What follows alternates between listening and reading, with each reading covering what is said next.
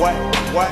You gonna hop on my car? Hey guys, today I will be explaining how ROBLOX templates work. The program I'm using for making shirts is called Pixlr. As a beginner it's been very easy and simple to use. It's good for me being a Mac user because I don't have access to Paint.net.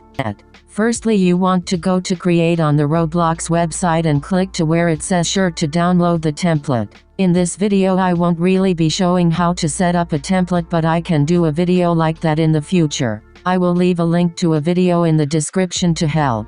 After you download and have your template ready to use, you can upload it to whichever program you use to make clothes. Next I will be explaining which parts on the basic template go where on the ROBLOX character. I know the template can look confusing, so I hope this helps someone. I will be showing you an example of my clothes on the character to use for reference of where everything goes.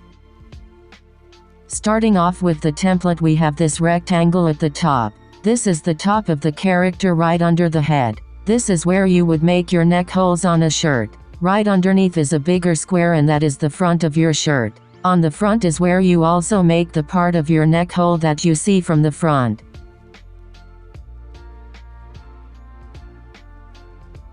The next part of the template are the two sides and the back. On the template, the two smaller rectangles are the sides and the bigger square on the right side is the back. The back is also the same size as the front. Obviously, haha. The last rectangle on the top half of the template is the part at the bottom or underneath the torso of your character. You don't really see this part, but you put your clothes there on longer shirts like hoodies. When you make crop tops you don't put anything in this space. Some designers put their name brand in this spot also. Moving on to the bottom part of the template. This is all for your shoulders and arms or your sleeves. These top two squares are the top of your character's arms, also you can call it your shoulders. This is how it looks on your character. Next is the arms or your sleeves. They are all the same size, of course. If split in half, the four rectangles on each side is one arm and the other side is your other arm. Lastly, on the basic template is the bottom two squares. These can also be called hands if you like. These are the bottom of your arms on your character. Typically when making shirts, I personally don't put the fabric on these parts, but if you wanted to you can do so. These are usually used only for uploading pants, which I will explain next.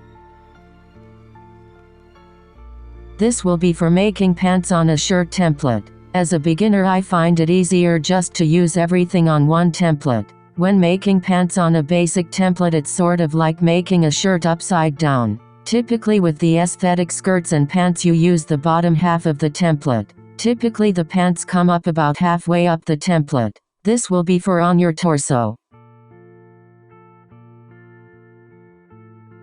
The front part of your template, just like in shirts, is the front of your pants. This is what it looks like of how the shape would be making pants coming halfway up the template.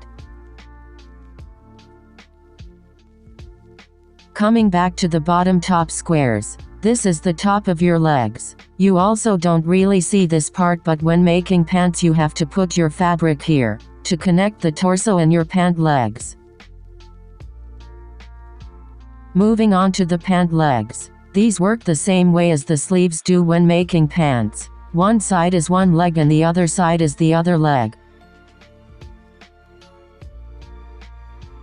For the last part for the pants on a basic template is the two bottom squares. These are at the bottom of your character's legs. Also you can call it your feet. When making shoes for pants this is where the bottom of the shoes go. Or if you make socks again this is where the bottom of those would be. Now that I went over the basics on this template, I will now show you where to get a really helpful advanced template. Disclaimer: I don't really use the advanced template, but I do know somewhat or where things go. I will do my best to explain. I just wanted to add this part in the video just in case it is helpful for someone. This is the first advanced template I will be showing you. This is more of a guide to use, so I will just go over it briefly. I will also show the Avita Discord server because that's where I got both the templates. I will leave the link to her in the description. This here is the second advanced template. What she's saying here is that when using an advanced template, you can't upload it to ROBLOX. It is used for easier clothes designing. Once you make your shirt or pants on the advanced template, you have to transfer it to the basic template. But that's all an author story. I could also do a video more in depth on advanced templates if you'd like. This here is another advanced template without the collar that I will be downloading. I will download this one and upload it to Pixlr. Also, if you make it this far in the video, make sure to give it a like. I know this probably isn't the most entertaining thing, but I wanted to make it really helpful and informational. Make sure to subscribe for more helpful beginner tutorials. Smiley face. Now let's get back into the video.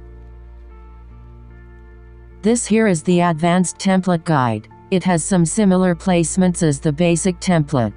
At the top half, this is where all your arms and torso layouts are for making shirts. It is all labeled for you of where each part goes on your character. This side part here is where your sleeves would go.